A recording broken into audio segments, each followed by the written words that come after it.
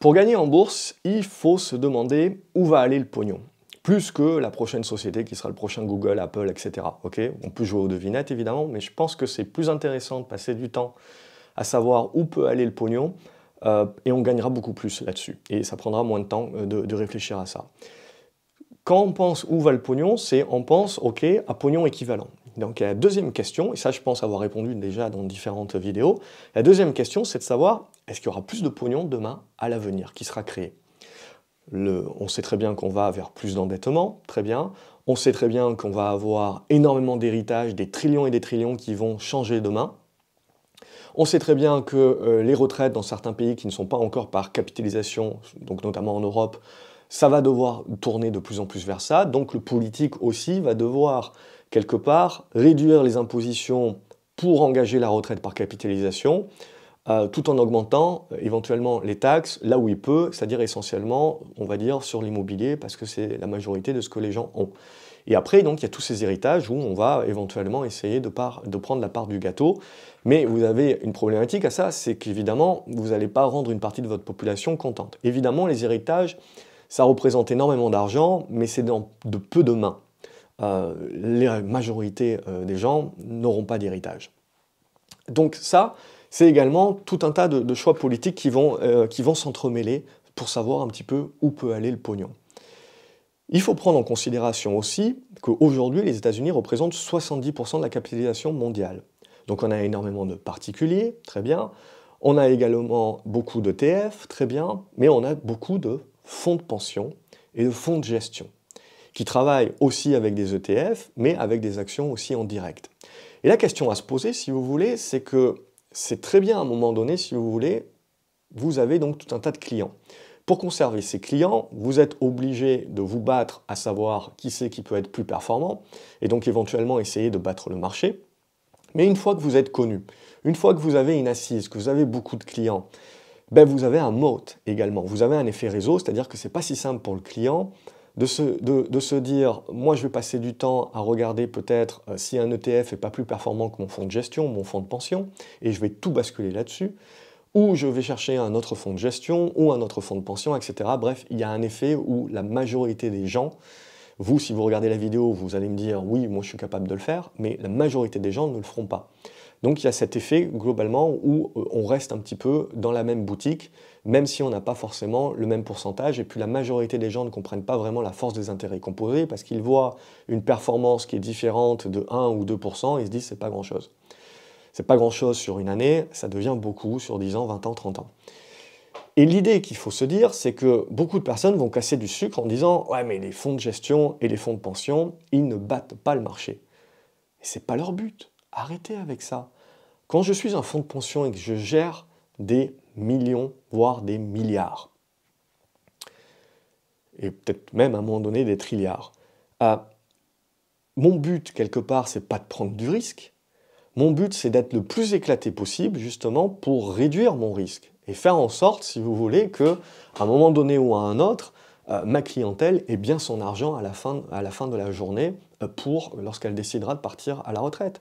Je dois non seulement avoir cette problématique-là, c'est de garder suffisamment de cash de côté pour ne pas devoir sortir en urgence de mes positions lorsque j'ai des clients qui veulent justement sortir leur argent pour l'utiliser, soit par rente, soit par gros blocs.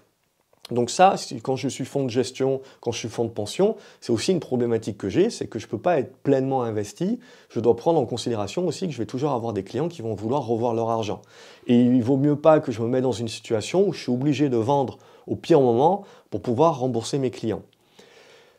Donc, in fine, je suis aussi obligé d'avoir de l'argent qui est placé sur de l'obligataire de court terme, par exemple, pour avoir cette capacité d'avoir de l'argent qui me rapporte quand même quelque chose, mais que je suis capable de sortir rapidement si jamais j'ai besoin de liquidité et de sortir les liquidités. Donc, in fine, si vous voulez, je ne peux pas, plus je suis gros, moins je peux avoir une stratégie qui est seulement action. Et donc, on se retrouve avec des gens qui comparent les performances en se disant le marché action me rapporte 9%, sur la base de ce qu'il a rapporté essentiellement ces dernières années, mais on ne sait pas ce que ça rapportera dans les années à venir, et sur la base qu'on fait du full action. Et essentiellement du full US et du full qualité. Là aussi, sur la base que c'est ce qui rapporte le plus ces 10 dernières années, et on ne sait pas combien de temps ça va encore durer. Mais in fine, une stratégie plus diversifiée, donc, c'est un fonds de pension et un fonds de gestion qui ne peuvent pas mettre en place les mêmes approches en étant full action et donc essayer de battre les marchés. Les plus petits, les moins connus, c'est ce qu'ils vont essayer de faire pour battre plusieurs années d'affilée le marché, attirer des nouveaux flux, grossir. Mais plus vous grossissez, plus les commissions sont intéressantes et plus en tant que finalement gestionnaire, vous avez besoin de protéger votre position et donc vous allez éviter de prendre des gros paris comme vous les preniez avant parce que vous n'avez plus besoin finalement d'être reconnu. Vous avez surtout besoin de garder votre assise, de garder votre clientèle. Donc in fine, votre stratégie, en plus en gérant des milliards éventuellement, vous ne pouvez plus acheter les mêmes valeurs que vous achetiez avant, vous êtes trop gros. Donc vous êtes obligé de diversifier.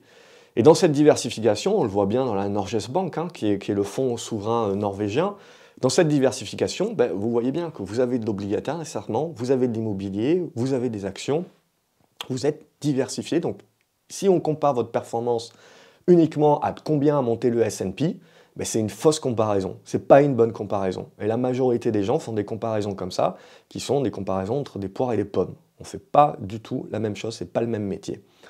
Et à partir de ce moment-là, si vous voulez, c'est bien comprendre que ces fonds de pension-là aussi gèrent des milliards et vont avoir un impact sur les flux et savoir où va le pognon. Parce qu'aujourd'hui, ils peuvent très bien être surpondérés sur les US et surpondérés sur les valeurs tech, mais au fur et à mesure, si vous voulez, ils ont tout un tas de modèles mathématiques qui les obligent à ne pas être trop surpondérés sur un certain nombre d'actifs, et donc qui va les obliger à réduire leur position au fur et à mesure où des positions montent. Donc, si vous voulez, in fine, dans la définition, ils ne peuvent jamais battre le marché parce que même s'ils avaient à la base les bonnes positions, etc., ils doivent réduire leur surpondération à ces valeurs-là au fur et à mesure où ça continue de monter. Donc, leur portefeuille doit réduire le risque, doit rediversifier, alors même que ce qu'il faudrait faire pour battre le marché, c'est d'accumuler ce qui marche. Donc vous comprenez bien, si vous voulez, qu'on fait un procès d'intention. Ce n'est pas les particuliers qui font le marché.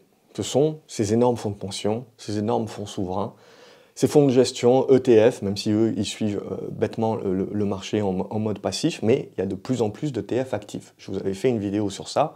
Ça représente plus de 30% des entrées justement sur des ETF. On fait du factor.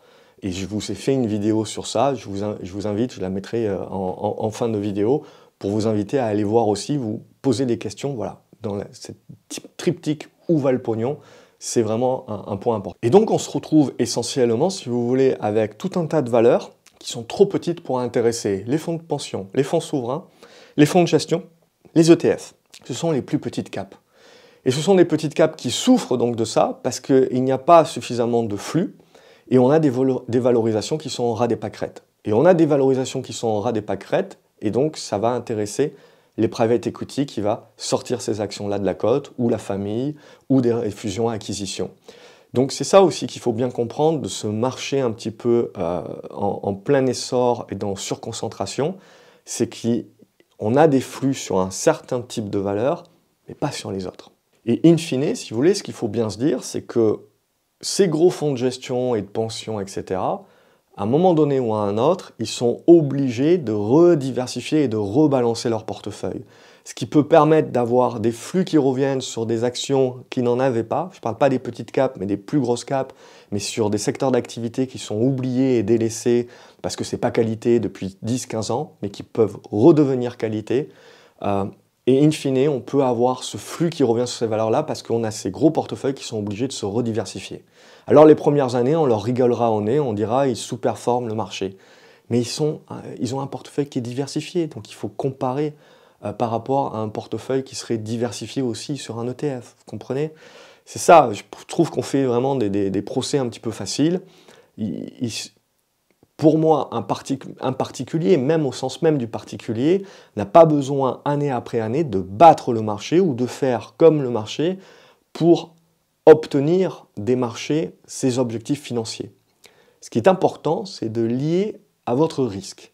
Et aujourd'hui, beaucoup de personnes ne se rendent pas compte, même avec des stratégies ETF, DCA, du risque qu'ils prennent. Parce qu'ils partent du principe que le monde que l'on connaît depuis 10 années va continuer de perdurer. Je vous le souhaite. Mais il faut savoir nuancer, prendre du recul Et aussi comprendre qu'un portefeuille, surtout plus il est gros, doit être diversifié. Et on doit être dans cette mentalité, c'est qui le client? Vous êtes le client. Donc vous appréciez très bien et vous ne posez pas de questions quand vous battez le marché. Personne n'a posé de questions pour les faits que Madoff battait le marché, même pendant des années très difficiles, même en ayant des milliards sous gestion et donc en ne pouvant pas faire comme un particulier en étant agile. Mais du coup, il faut vous poser les questions. C'est justement quand vous êtes en train de surperformer qu'il faut vous poser les bonnes questions pour vous dire, OK, dans mon objectif financier, est-ce que je ne dois pas faire du rebalancing? Est-ce que je ne dois pas justement repondérer mes positions? Rediversifier? Peut-être que je vais sous-performer. Peut-être que je vais louper l'essor, etc. et faire comme un fonds de pension. Mais in fine, je travaille pour quoi? Pour battre le marché? Pour me la péter au prochain cocktail mondain? Ou pour faire en sorte de réduire la volatilité et d'avoir le patrimoine financier avec l'assise la plus solide possible? Ce sont ça les vraies questions à vous poser. Et ce sont ça les questions que se posent également les gérants et de fonds de gestion ou de fonds de pension. À un moment donné, c'est OK, c'est très bien que ça fonctionne, les valeurs qualité, valeurs technologiques. Mais à un moment donné, j'ai besoin de rebalancer. Je vais continuer d'y croire, je vais continuer de surfer sur la tendance, mais j'ai besoin de repondérer. Et en faisant cette repondération, eh ben, je vais revenir donner des liquidités et du flux à des valeurs qui étaient oubliées, sous-valorisées, etc. Et c'est là où moi, en tant que particulier, en tant qu'investisseur, je veux me dire, OK, si ce processus-là se met en branle, eh ben, ça va petit à petit me donner du pognon sur un certain nombre de valeurs qui en manquaient. Et parce qu'il n'y avait pas suffisamment de pognon là-dessus, elles n'étaient pas valorisées correctement.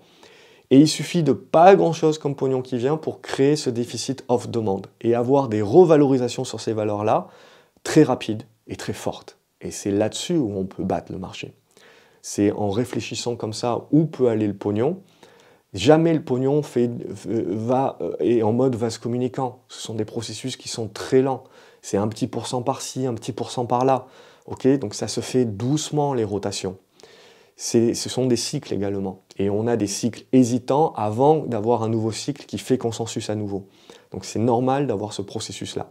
Donc prenez-le en compte dans vos investissements. Prenez ce recul nécessaire également. Posez-vous les bonnes questions. Devenez votre propre client de vos investissements avec vos objectifs financiers personnels en ligne de mire et pas seulement faire comme le marché ou battre le marché. Ce n'est pas un objectif financier personnel. Qu'est-ce que vous voulez vraiment arriver à faire et quelle est la meilleure méthode d'y arriver? Eh bien, ce n'est pas forcément de battre le marché ou de faire comme le marché. Peut-être ça peut être de faire un petit peu moins, mais de le faire pendant plus longtemps. Regardez la vidéo qui s'affiche à l'écran, ça vous permettra d'aller un petit peu plus loin dans la réflexion. Et je vous attends du côté des commentaires pour savoir un petit peu quelle est votre introspection par rapport à ça.